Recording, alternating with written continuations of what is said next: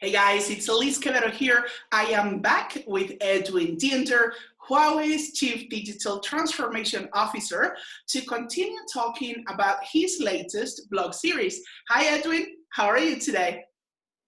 I'm pretty good, thank you very much, and thank you for having me. Blog number 3 is all about industry convergence in the intelligent city ecosystem. At the beginning, you mentioned it is worth clarifying the difference between smart versus intelligent for the purpose of the blog series that you're doing. Can you please clarify those for us? Sure. A particular part of the blog series started off with smart cities. Basically, the reason for that was it's a common principle in vocabulary today. But as you know, I'm not a big fan of using smart in the context of smart cities or in the context of cities. In the previous recording, we talked about trying to find the definition of smart, right? We remember, and that's that doesn't apply to a city. But the reason why it really doesn't apply to a city is because of another element. I find that most projects that are run in a city are done to boost egos and to make technology look good, so to speak. And I also said a few times ago that a project has a stop and a go motion. So for sake of a better understanding and providing an other knowledge base, so to say, or a starting point, so to say, I don't want to say smart cities anymore. I want to move into intelligent cities. For me, smart is like a project.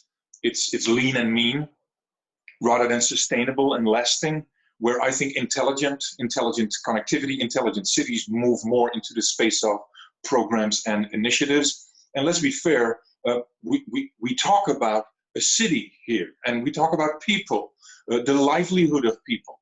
And I'm sure you agree that cannot be lean and mean. If it's for the people, it must be lasting and sustainable. And it must be something that can carry the services of a city, but most importantly, something that can last regardless of who is in office and regardless of who's running it. So a platform that can link the programs and initiatives that will help move a city or an area of a city higher up the value chain is where intelligent city sits, in my view, in my point of view. So it's not a project that will boost egos and make technology look good, like in smart cities. It's intelligent. Wow, that's a very refreshing point, Edwin. And this is what you've always said. Also thinking outside of the box. So many people are focusing on this buzzword of smart cities, and thinking about it from an intelligent perspective then brings a whole new meaning to what you're doing in this blog series, where you also talk about defining industry convergence in the intelligent city ecosystem. What are the main key points of this topic? Well, the blog speaks about digital that empowers industries with new opportunities for growth. There is 5 of them listed in the blog, so I won't repeat them here. But in principle, what it comes down to is the ability to be able, by the principle of digital, to replicate business models faster, for example. The convergence of business operations, the inter-exchangeable business operations across industries. And what I mean by that is something like this. We all know that we can shop online. But if you look at the very first online web shop, 20 years ago perhaps, as digital as that started, they had to piggyback on, let's say, analog and manual back-end operations. And nowadays, if we fast forward to today, you see a lot of organizations that are non-digital native, who are in the world of post and package services, for example. So they deliver packages already for a long, long time, longer than these online web shops had to deliver their packages that you order online. And they have a completely digitalized back-end infrastructure. So the convergence of this non-digital native industry that has a completely digitalized back-end infrastructure and this digital native industry that has a digital front office with a non-digital backend, and now that is merging and converging and fusing, is where I see an example of how industry convergence in an intelligent city ecosystem comes to life. Now, another example is where the re-application of services across industries, and this is what I call a horizontal layer of technology. And for example, a nationwide collaboration infrastructure with intelligent connectivity that, for example, allows medical specialists to run telehealth services. But the same horizontal layer of connectivity allows a teacher to run e-learning programs and remote classes, maybe even in a medical university, right? So enterprises that are able to collaborate and share this information across teams and departments is another example of how industry convergence from a horizontal layer is fusing all these capabilities. So replication of business models from a digital point of view is where this particular item of industry convergence in the intelligent city ecosystem sits. Wow, thank you also for mentioning and touching on the healthcare system, because especially now with what the world is going through, technology and smart or intelligent cities come into play. Now, within the blog, one of the scenarios examples touched on power, crime, and environment. And as you mentioned on the blog, the electricity network is one of the 2 oldest copper wire infrastructures in the world. So we talk about technology. How is technology upgrading these systems that have been around for so long? And what is the impact when it comes to safety and security? Well, I talk about 2 copper wire infrastructures predominantly in this particular blog, in this example, in this analogy. The one that we know all is, of course, the telephone network, which is still copper wire in our houses. So I didn't want, and also not now going through the tremendous changes that has gone through, but in your house, in my house, in all our households, I'm sure we can imagine the very first telephone line that came in, copper wire.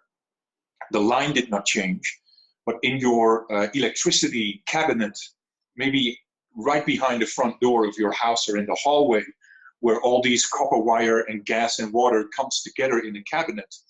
If you look in there now, and you compare that to 20 years ago, 30 years ago, 50 years ago, just from a telephone copper wire network infrastructure, that has changed tremendously. The copper wire still comes in, 2 copper wire threads, cables.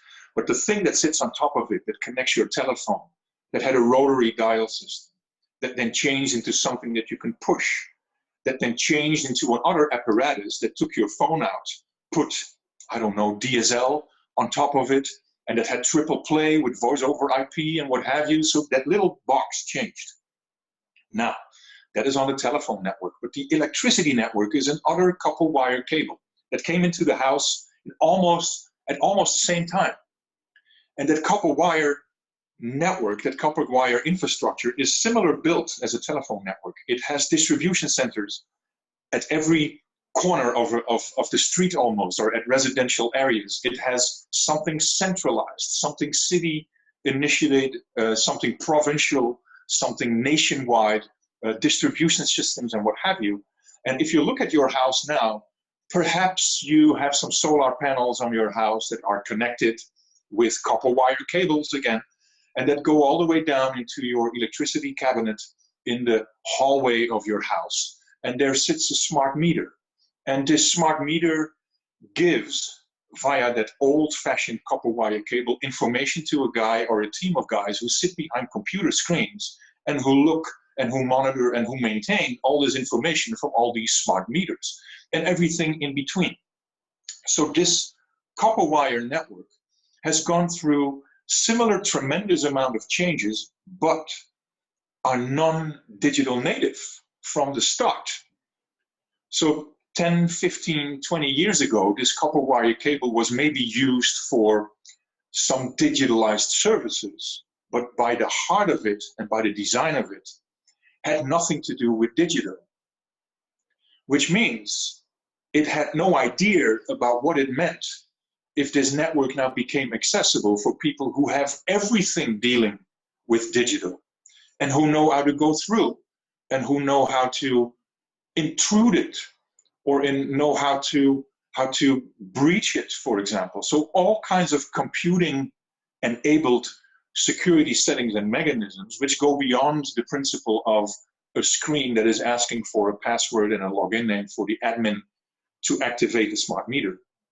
But also for you as a home user, for example, who has an app on the phone, and on the other side of your phone, so next to this app, you're downloading all kinds of malware and spyware that you don't even know about, because you're going and browsing through websites. You get a link in your email that you read on your phone, which sits right next to the app that allows you to read yourself, your own smart meter, is very prone to security breaches. So how does it relate? It relates very much to having a non-digital native industry now needing to embrace and understand and step into an industry that is very prone on computing and on network security, on infrastructure security, which by nature are disconnected industries. Here's another example actually of industry convergence. So that's where security sits, if this answers your question.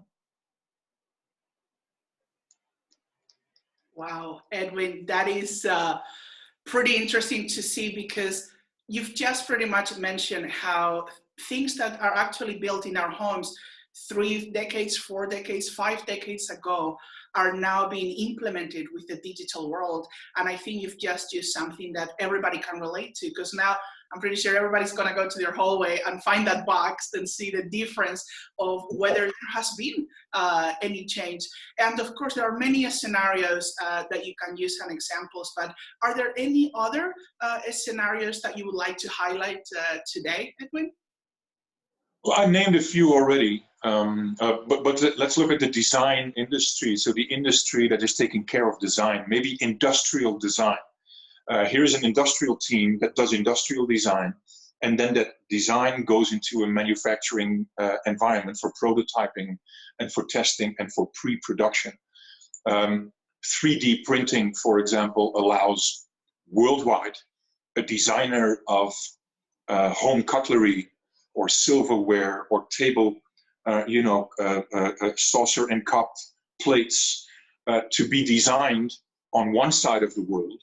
This design digitally gets transferred to the other side of the world, where there is a computer picking it up, modifying it slightly, gives an order to a 3D printer, and by the end of the day, your cup with a special message for your father or your mother that has an anniversary is being printed and delivered to you the day after. Would be an example of how, for example, the world of design has transformed. Another example could be in fashion or in car design.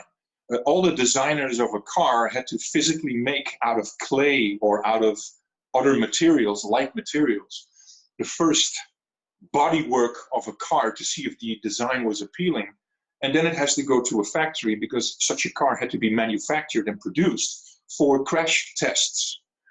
Today, car design has digitalized, but also the complete world of 3D modeling, AI enabling and predictive analytics combined create a digital version not only of car design, but also of the whole manufacturing process and testing process. So imagine where maybe years ago, physically the car manufacturing industry had to really make a car, like a real car, and they have to crash it in order to understand what the safety measures are for this car to be approved for running on the road. That is a huge amount of cost. You have to produce maybe 25 or 30 or 45 real cars that you actually have to crash. Imagine this if this would be digital. So you're manufacturing this digitally, you're designing this digitally, and you're crash testing this digitally by having digitalized all the data sets of physical crash tests that you've done over the years. And a car, just like the previous copper wire network, is also on our road for almost 100 years now. So that's a lot of data. If this data transfers into an augmented reality platform where digital versions of crash tests can be done, and maybe 95% accuracy can say, if we modify the car in this way, it becomes more safe, and then produce it, you only need to produce maybe 4 cars or 5 cars that you then have to actually crash as well. But imagine the cost saving for that. So that would be an example of how other scenarios would be worth highlighting. And the previous ones that I mentioned were the postal and package services. Non-digital native companies have a completely digitalized backend. I'm sure we understand every day when someone delivers a package at our door and we open this door and we receive it, we don't sign our name on a paper that we received the package, right? It's a stylo that you sign on a digital device that the mailman or the postman has in his hands. And that immediately goes back to your back office. And if you don't like it, you can return it. So those are examples where things already have completely been digitalized, worth mentioning. Thank you so much for sharing those scenarios. And I love the car one because I had this little flashback as when we used to see this on TV. There was these announcements about, being careful about driving, and then they will have a real car doing a crash within a testing site. And it's true, nowadays we see similar adverts, but they're no longer of a real car on the road because, like you said, there is a cost implied on that. You can now see the virtual model, the digital version of what a crash can do on impact. Think about the entertainment industry. We see TV series or movies, and they all do these recreations, especially on, TV shows like CSI or NCIS, any kind of cop show, where they no longer have to necessarily go to the crash site. They now do it digitally in the cyber world, thanks to the technology that is available. So thank you for actually mentioning those.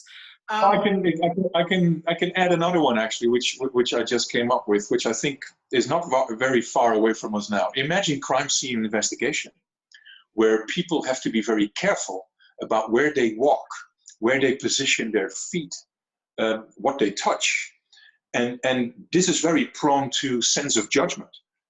What if there is only one person, or what if there is no person? What if there is an automated thing, like a drone or a robot, that drives into the middle of a room where there is a crime scene investigation needed, or any form of other investigation needed? And this drone, or this mechanism, well, maybe drone is a good idea because a drone doesn't touch anything, not even the floor, right? So not driving into it, but flying into it, making a 360 view in HD, so 8K or 16K image quality, air investigation. So there is sniffers to breathe in, so to speak, air particles, but also a very holistic view in 3D or 4D, if you like, of this room, and then goes back. And it takes all and every detail of the room. Maybe can be compared to a picture of the same room that sits in the family photo album, which can be uploaded into another platform that can also 3D model it, and it can be compared. So what is different in room number 1 and room number 2? What items have repositioned? What is on the floor? Can I zoom in detailed enough? All these kinds of things. There is so much convergence already going on horizontally by linking and bridging services that by nature sit next to each other. First, person number 1 goes in, then after that, person number 2 goes in, then person number 3, then things get closed and secured, then someone else can go in, you need a special paper to do so, and so on and so forth. So there's so many examples already available where I think it's also fair to say that this is not, back to the future, because the future is now. I was actually about to say that sentence, Edwin. I was going to say, if there is one thing we have learned, is that the future is now, not later. Because a lot of these things that we've seen on TV or in movies from 10, 15 years ago, they're all happening right now. And even what you've just said about what if we can have like a drone or a robot that goes into a crime scene and does a 360 view, technically that's just an extension of what the government is already using in places of war, when they have to go into minefields or when they have to explore something where it is not safe to send a human. So now robots have cameras, or if we talk about these, we could talk for hours, because then what about, the Mars rover or any of the intelligence that we're sending above planet Earth to see what's out there? It is all done thanks to emerging technologies. So, yes, the future. In very minuscule details, in very minuscule details. Some of these cameras are so strong and powerful that they can see like 40 or 50 times more details than the human eye can ever do of an investigator coming in. So and it's not to replace. That's, I think, also an important thing to mention. It's not to replace. It is to add. Because I previously said, you know, technology should allow us to do better what we already do best. Exactly. It is assisting, it is enhancing what we do. Now, another point that caught my eye within the blog, Edwin, was industry enablement, from reactive to proactive. Yep. Where smart becomes intelligent, which you spoke about earlier. And this is something that you often share on other posts and interviews. Can you tell us more on the platform ecosystem strategy?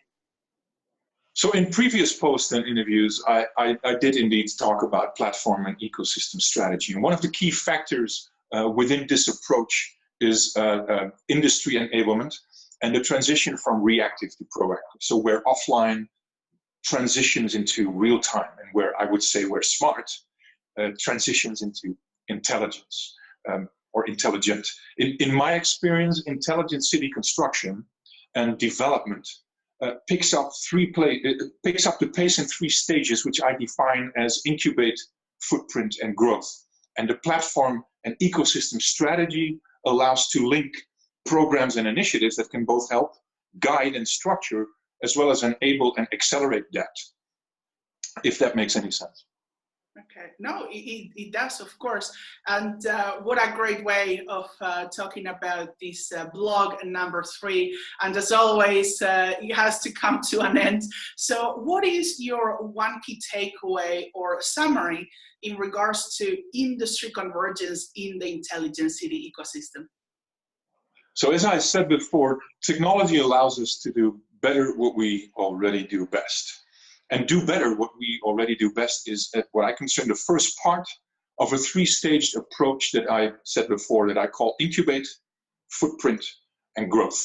And industries cannot compete on their own. So intelligent city construction and development, in intelligent city construction and development, we also need to sow the seeds for high-value sectors. Industry convergence will further extend and expand the industry's footprint of competencies into new sectors. And the intelligent city ecosystem is in itself then a platform that will help do so.